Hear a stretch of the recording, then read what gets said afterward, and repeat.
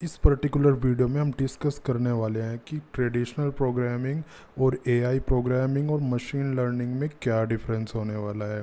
जब पहले already traditional programming चल रही थी तो मशीन लर्निंग की या एआई चीज़ों की क्या नीड पड़ी इस टेक वर्ल्ड में, तो इस वीडियो में हम डिस्कस करेंगे सारी चीज़। अगर आप चैनल पे नए हो तो चैनल को सब्सक्राइब कर सकते हो। फ्यूचर में एआई से रिलेटेड वीडियोज़ इस चैनल पे आती रहेंगी। सबसे पहले हम डिस्कस कर लेते हैं ट्रेडिशनल प्रोग्रामिंग में क्या होता था और मशीन लर्निंग में क्या होता है।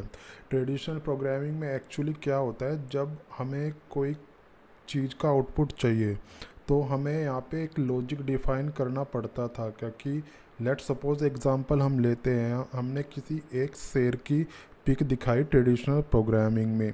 हम ट्रेडिशनल प्रोग्रामिंग में चाहते हैं कि कोई इनपुट में कोई इमेज दे और आउटपुट में वो उसको बता देगी कि ये शेर है, ये बकरी है, ये भालू है, ये क्या है, कौन सा जानवर ये है एक्चुअली। अब ट्रेडिशनल प्रोग्रामिंग में क्या होता है, हमें लॉजिक डिफाइन करना पड़ता है। तो हमें हर एनिमल के लिए, हर जानवर के लिए एक लॉजिक डिफाइन करना पड़ेगा एक्चुअली। शेर है कि शेर के बाल होते हैं, उसका फेस ऐसा होता है, उसकी नाक ऐसे होती है, उसके कान ऐसे होते हैं, वो कैसे चलता है, पीछे थोड़ा हल्का होता है, आगे थोड़ा भारी होता है। तो इस टाइप की जो फीचर्स होते हैं, इस टाइप के जो कैरेक्टरिस्टिक्स होते हैं, वो हमें डिफाइन करने पड़ेंगे ट्रेडिशनल प्रोग्रामिंग में, अगर हमें अपनी डिज़ायर के अकॉर्डिंग आउटपुट चाहिए। ऐसे ही अगर हमें ट्रेडिशनल प्रोग्रामिंग में ये चीज़ें डालनी पड़ती हैं तो आप दुनिया में कितने ऑब्जेक्ट्स होंगे, कितने एनिमल होंगे, हर चीज़ का एक लॉजिक डिफाइन करना पड़ेगा एक्चुअली हमें ट्रेडिशनल प्रोग्रामिंग में, जो कि पॉसिबल नहीं है। तो जो हम तलाश कर रहे थे, एक ऐसी टेक्नोलॉजी की तलाश कर रहे थे कि जो खुद ही ये सारी चीज़ें रीड करे, खुद ही सारी चीज़ें सीख ले। अब हम बात करते हैं मशीन लर्निंग की।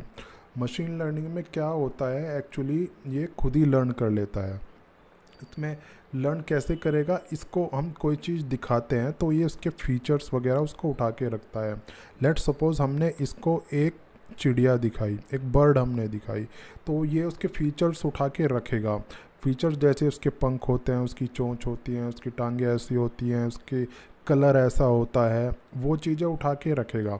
फिर ये अपने इसके कुछ मेथड्स होते हैं, जैसे सुपरवाइज्ड लर्निंग होती है, अनसुपरवाइज्ड लर्निंग होती है, रीइंफोर्समेंट लर्निंग होती है, उनको ये अप्लाई करता है एक्चुअली। ये मेथड्स मैं बाद में बताऊंगा, अभी फ़िलहाल आप कंसेप्ट समझो।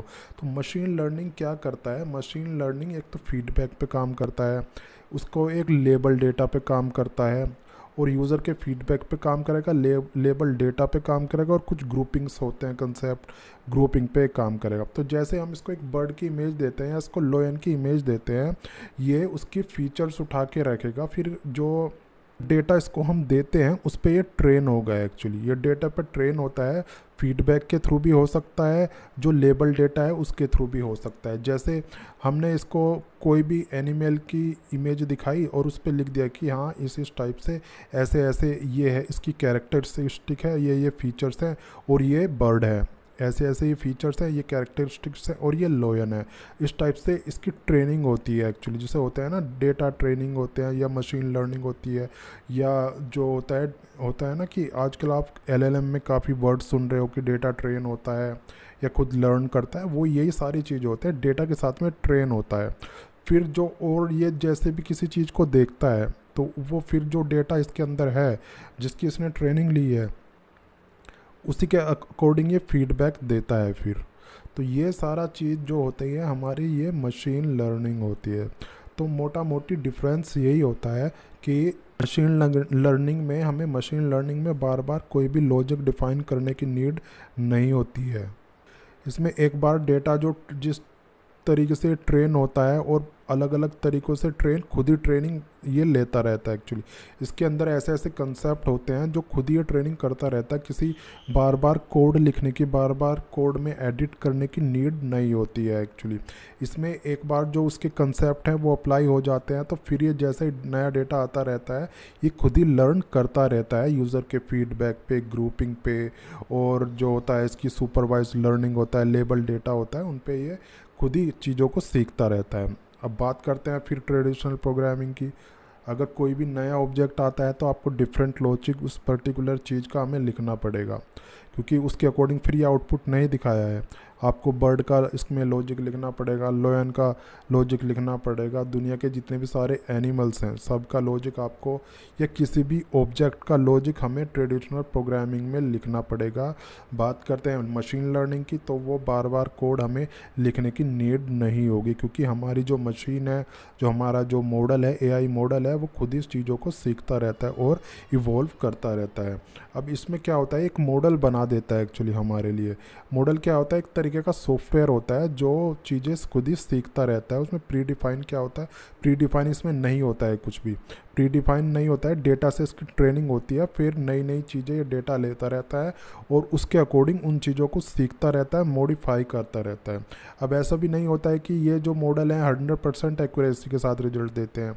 ये एक्चुअली क्या होता है कि नया नया जो डेटा है उनसे लर्न करता रहता है और अकॉर्डिंगली अपने आप को मॉडिफाई करता रहता है। जैसे ह्यूमन क्या है, ह्यूमन अगर कोई आज बंदा गलत काम कर रहा है, मतलब कोई इफ़िशेंसी से काम नहीं कर पा रहा है, तो डेफिनेटली कल को उसको अगर कोई सिखाता है, कोई उसको नई चीज़ बताता है, उसके अकॉर्डिंग वो काम करने लगेगा। जैसे ह्यूमन काम करता है, ऐसे ही ये आर्टिफिशियल इंटेलिजेंस या मशीन लर्निंग वगैरह काम करती है।